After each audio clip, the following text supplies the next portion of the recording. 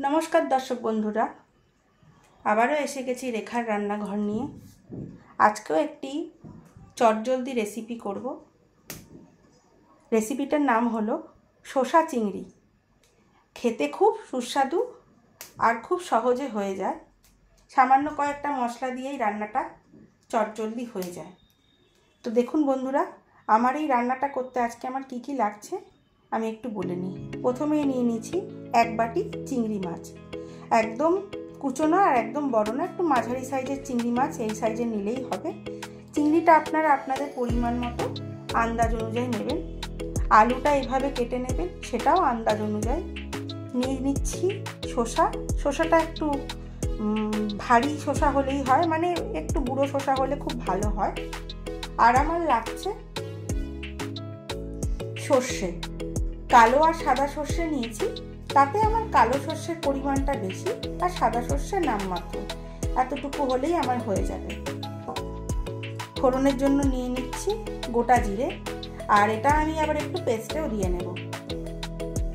এক চামচ নিয়ে নিচ্ছি জিরে গুঁড়ো আর এক চামচ হলুদের গুঁড়ো। নুনটা নেব আন্দাজ মতো, আর চিনিটাও লাগছে আন্দাজ মতো। আর আমি রান্নার জন্য নিয়ে নিচ্ছি সর্ষের তেল। এই দিয়েই আমার রান্নাটা আজকে আমি শুরু করব। রান্নাটা শুরু করার আগে প্রথমেই আমি সর্ষে যেটা আছে একটা মিক্সি জারে নিয়ে নিলাম। বাটলে খুবই ভালো লাগবে, না বাটলেও কোনো অসুবিধা নেই। এবার তাতে আমি নিয়ে নিচ্ছি একটুখানি নুন,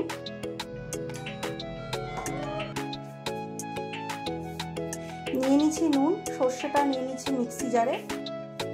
এবার আমি একটু গোটা জিরে এর মধ্যে দিচ্ছি, আর এক চিমটে হলুদ দিচ্ছি।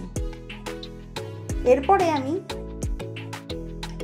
এতে অ্যাড করব একটা কাঁচা লঙ্কা। প্রথমে আমি মিক্সিতে এটা ব্লেন্ড করে নেব বিনা জলে, তারপরে সেটাকে আমি একটু সামান্য তেল দিয়ে আর জল দিয়ে ভালো করে একটা মিহি পেস্ট করে নেব। চলুন শুরু করা যাক। কড়া আমি নিয়ে নিয়েছি ওভেনে। গ্যাসের ফ্লেমটা অন করার পরে আমি এখানে ভাজার জন্য সর্ষের তেলটা দিয়ে নিচ্ছি।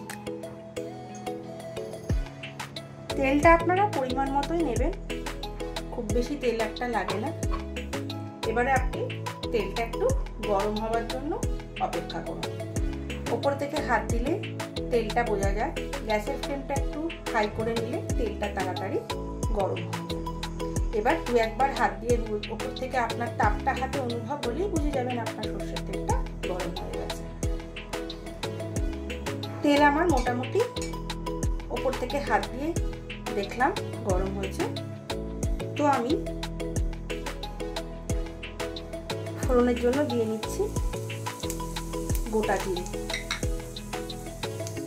এরপরে একটু নিয়ে নিচ্ছি হলুদের গুঁড়ো, সেটাও আমি তেলের মধ্যে দিলাম। দেওয়ার পরে আমার যে চিংড়ি মাছটা আছে, চিংড়ি মাছটা আমি এখানে দিয়ে দিচ্ছি।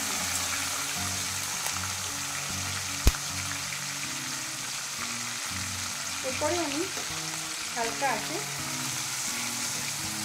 চিংড়িগুলোকে একটু নাড়াচাড়া করে নিচ্ছি। খুব বেশি চিংড়ি মাছটা আমি ভাজবো না, মোটামুটি আঁচে চিংড়িটাকে এইভাবে একটু হালকা ভাজা ভাজা করে নিচ্ছি। এরপরে আমি আমার কাঁচা লঙ্কাগুলো এর মধ্যে দিয়ে নিলাম। দিয়ে নিচ্ছি আলুটা, আর আমি দিয়ে নিচ্ছি শসাটা।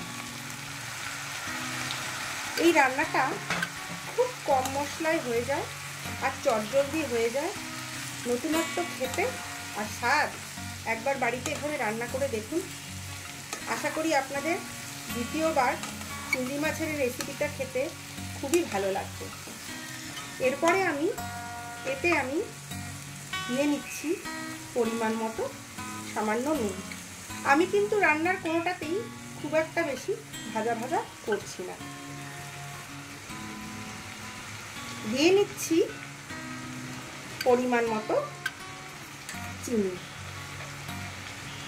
আপনারা চিনিটা আপনাদের পরিমাণ মতোই দেবেন। সবাই কিন্তু চিনি খেতে নাও ভালোবাসতে পারে, সেটা আপনাদের ইচ্ছা অনুযায়ী দেবেন। এরপর আমি এতে যে আমার বেঁচে থাকা জিরের গুঁড়োটা আছে সেটা সম্পূর্ণটাই নিচ্ছি, কারণ আমি জিরের গুঁড়োটা একদম মাপ মতো নিয়েছি, তাই জিরেটা আপনারা সেখানেই দেবেন। আপনার রান্নার পরিমাণ অনুযায়ী জিরে দেবেন, 1 চামচ জিরেই যথেষ্ট। হালকা করে নাড়াচাড়া করে নিচ্ছি। এখনো আমি হলুদ দিইনি, কারণ আমি সর্ষে যেখানে বেটেছি তার মধ্যে আমার যে পরিমাণ হলুদ দেওয়া রয়েছে তাতেই এই রান্নাটার জন্য যথেষ্ট। আগেই বলেছি রান্নাটা করতে খুব সামান্য হলুদ আর মশলারও প্রয়োজন হয়।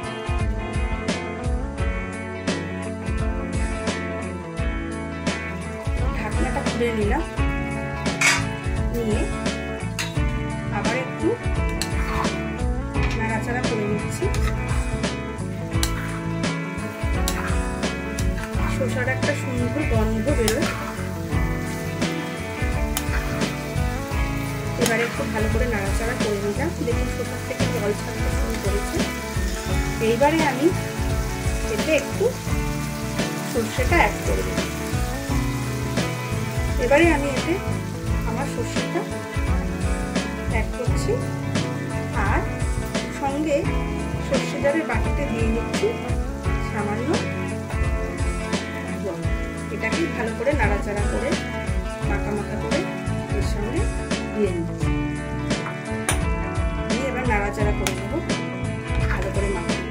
তো দর্শক বন্ধুরা, আমার এই রেখার রান্নাঘর চ্যানেলটিকে লাইক করুন, কমেন্ট করুন, শেয়ার করুন, আর আপনার পাশে থাকা বেল আইকনটিকে ক্লিক করে নতুন নতুন ভিডিও পাওয়ার জন্য আপনারা আমার সঙ্গে থাকুন, আমার চ্যানেলটিকে সাবস্ক্রাইব করে। আর আপনারা কে কোথা থেকে দেখছেন অবশ্যই আমাকে জানাতে ভুলবেন না। তো দর্শক বন্ধু, আজকের আমার এই রেসিপিটা কেমন হয়েছে বাড়িতে অবশ্যই রান্না করে খেয়ে আমাকে কমেন্টে একটা জানান যে আপনারা আজকে রেসিপিটা কেমন লাগলো খেতে। তো এবার আমি 5 মিনিটের জন্য ঢাকা দিয়ে রাখবো। এতে যেহেতু বলেছি খুব একটা বেশি সময় লাগে না, সব আমার দেওয়াই আছে। এবারে আলুটা সেদ্ধ হলে মোটামুটি রান্নাটা হয়ে যাবে, কারণ শসা সেদ্ধ হতে খুব একটা সময় লাগে না। তো দর্শক বন্ধুরা, একদম ধিমে আছে আমি ঢাকা দিয়ে রাখছি আলুটা সেদ্ধ হওয়ার জন্য। দর্শক বন্ধুরা, আগেই বলেছিলাম আলুটা সিদ্ধ হয়ে গেলে শসা চিংড়ি তৈরি হয়ে যাবে। যাই হোক, আমার শসা চিংড়ি তৈরি। এভাবেই আপনারা বাড়িতে তৈরি করে খেয়ে আমাকে অবশ্যই জানাতে ভুলবেন না যে আজকের রেসিপিটা আপনাদের কেমন লাগে।